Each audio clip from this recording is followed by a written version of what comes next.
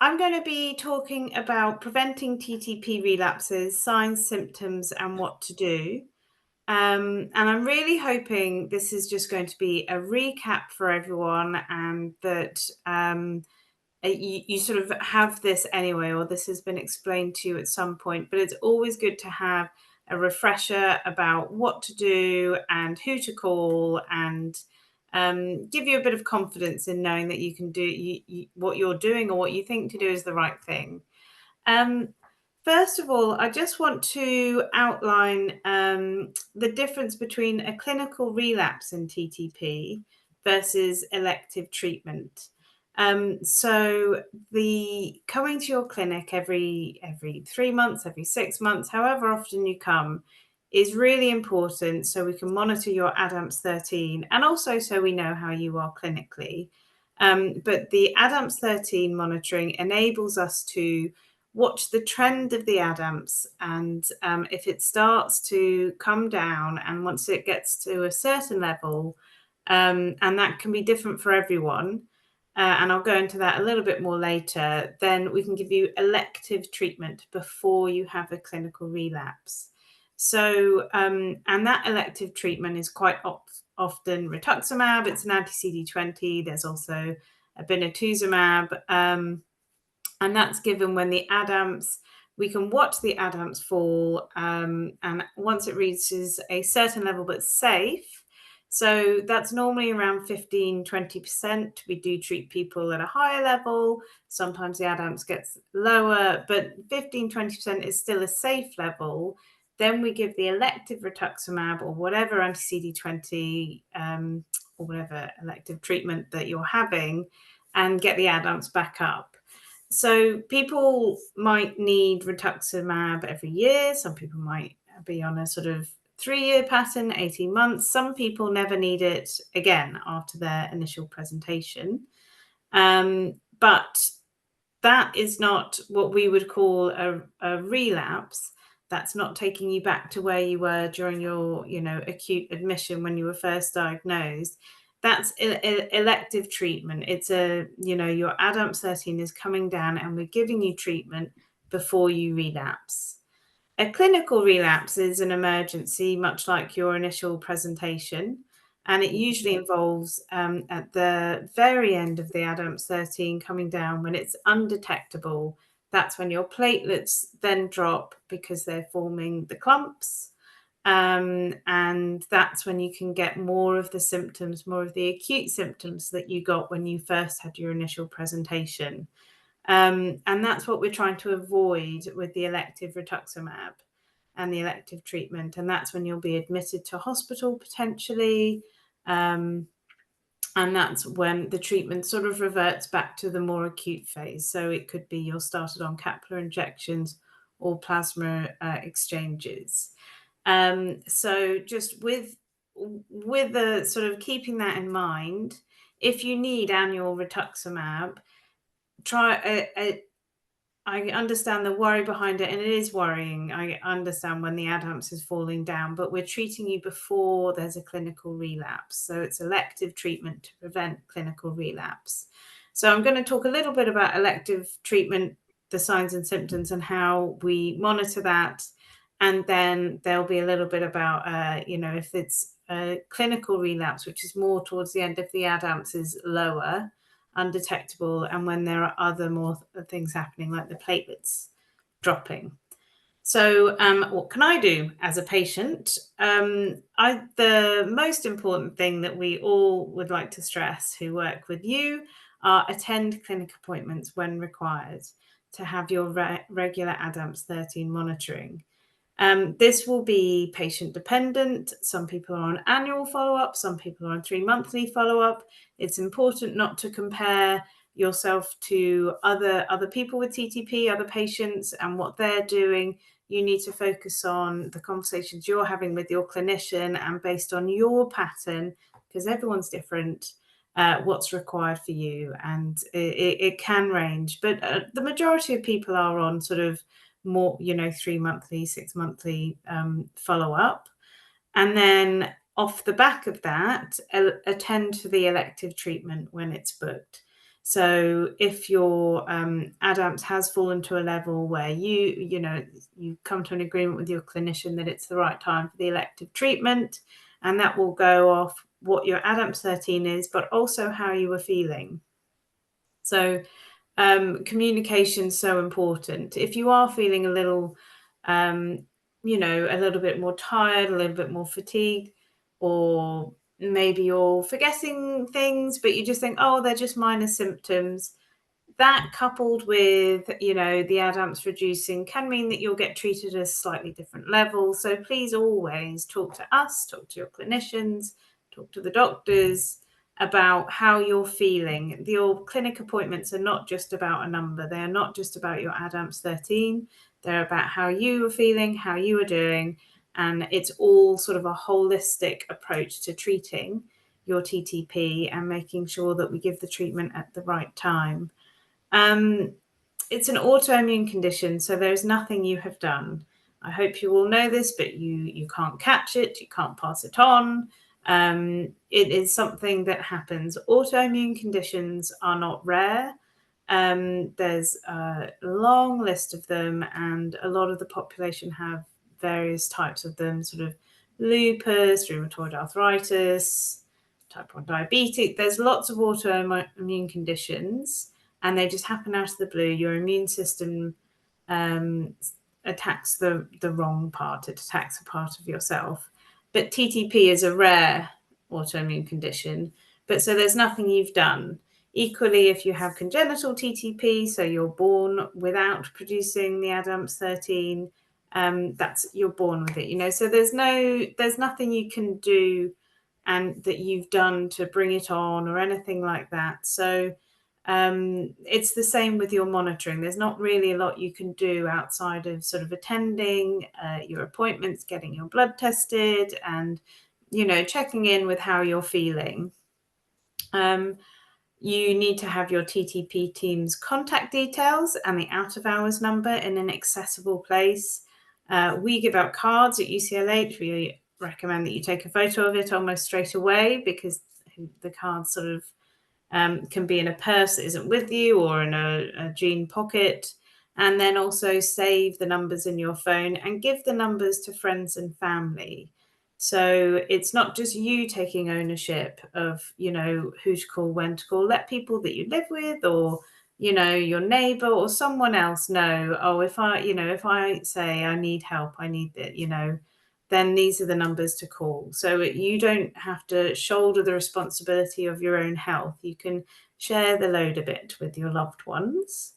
The new TTP alert card, which TTP Network had made, has gone down very well, and you should be able to get it at your clinic appointments, and you can have that in your wallet, and that's a very sort of clear set of instructions, and you can put the numbers that are relevant for you on there, and you can carry that around with you.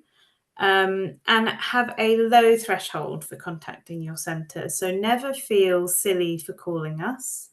And if you've called us in the past and come in and had a count check and everything's fine, don't think the next time you're worried, oh no, I went last time and it was fine, so I won't bother them again.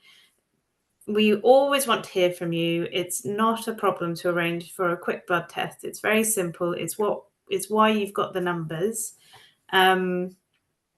So please do just think, oh, I'll call them. You're not bothering us. Even the out of hours numbers, it's in general. I can't speak for all the centres. At UCLH, it's held by nurses on the ward. Even if it is an out of hours on-call person, that's what that number's there for. So please don't worry about contacting us.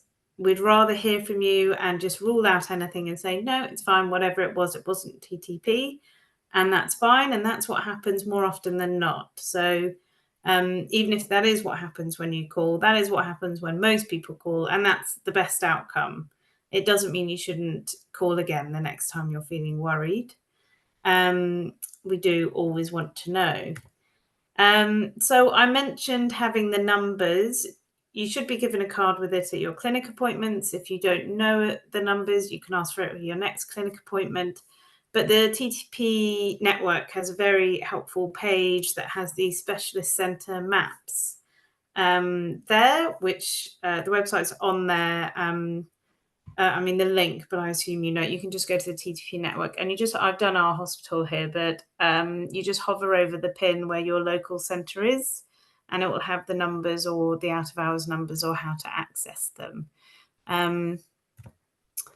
So the most common symptoms we get contacted with where people are a bit worried, if you've come to clinic and your ADAMS was sort of normal or, in the mid ranges, but you might get a few more headaches, fatigue, brain fog, loss of concentration, and basically any change from your baseline. There's also, other symptoms that would be perhaps more towards the end when the ADAMS 13 is flat, but any bruising, bleeding, anything like that, you always need to let us know and call. But just to say, there's a lot of people who don't have symptoms when their ADAMS 13 is going down. Or if they did one time, then they don't another. And some people feel it every time. They just notice a change that you can't really put your finger on. So even if it's not a particular symptom, but you know yourself and you know you're not quite yourself, just give us a ring or definitely mention it at your clinic appointment, but do, contact us. And then the more urgent signs and symptoms, bleeding, so bruises, petechiae or purpura, the little red dots, nosebleeds, bleeding when you're brushing your teeth. I mean, just any sort of bleeding, neurological, headaches, dizziness, confusion, abdominal pains, cramps, diarrhea, and cardiac if you have any palpitations, chest pain. Now, one thing to say about these symptoms is they are far reaching and widespread, and people can have lots of sort of variations on these symptoms because they're busy, or they've knocked themselves and hit their arm, or dehydrated and get a headache, or have other conditions, other comorbidities. So it can be quite hard to unpick because they're so broad and they're so general. So again, this is why the sort of take-home message is, if you're worried, you can come in, have a blood test, and you can just rule out TTP. Or on the cases where actually we pick up that no, things are a little bit lower or different, then you can start treatment.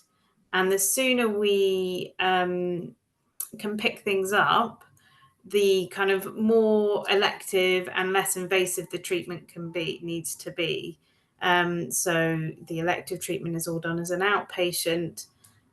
We can, there are other therapies that we can do as an outpatient, and it's only sort of at the very end when things are, when your ADAMS is low and your platelets are low, that it becomes more emergency and you'd need to be admitted, and treatment plans made from there.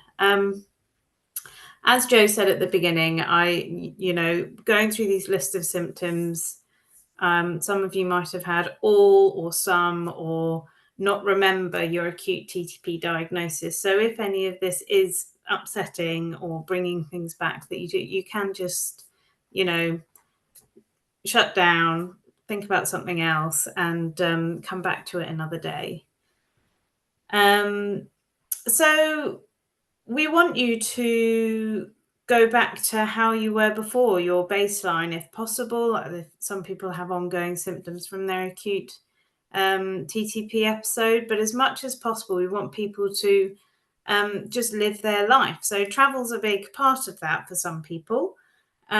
So what we recommend for traveling to prevent any sort of relapses abroad, if you haven't come to clinic recently, you can always contact and get an up-to-date ADAMS 13. Come to clinic, have a review, and we can check your bloods and make sure everything's fine to go. That's also quite important for your travel insurance as well, to make sure that you're all fine. You can get travel insurance that covers TTP, and there are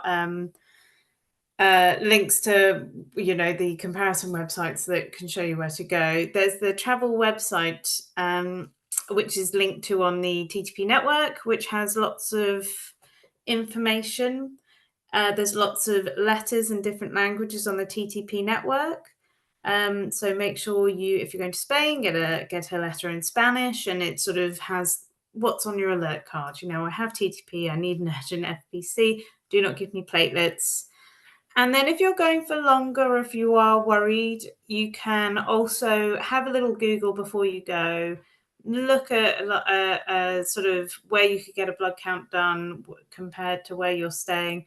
So if you're abroad and you're worried, you can you have a plan in place and you say, okay, I'll do that. And so it removes the stress of being abroad. So with travel, the aim is not to relapse abroad. The aim is not to relapse at all, but the aim is not to start to need elective treatment. So the number one thing would be, if you haven't had a recent ADAMTS 13 tested, come to clinic, let us know, come to clinic with enough time for us to do something about it. So a few weeks beforehand, and recheck your ADAMTS 13, and then you'll have peace of mind that you can go and enjoy your holiday. But it's also good to be prepared for any eventuality. So, prepare, take your travel documents, know where you could get a full blood count done, and then go and enjoy your holiday. Because everything that we've put in place is so you can offload some of the stress, if possible, of having a long-term condition like TTP. So if you come to the clinics, get your ADAMTS tested, then hopefully you can put it to the back of your mind then until your next appointment and just live your life as you would normally. So we want to support you through it. Having a chronic condition, which is both acute and chronic, so the acute phase would be sort of when you're diagnosed, hospital admissions, and then if you went untreated when your ADAMTS 13 was dropping, that can be quite a draining thing to live with. And you might think, well, it's easy for you to say, come to your clinic appointments and then put it to the back of your head. It's not so easy to do. And I totally appreciate that. But what we want to do with the service, with the TTP service, is to live your life as close to as before your diagnosis, or, as you want to, as full as you want to.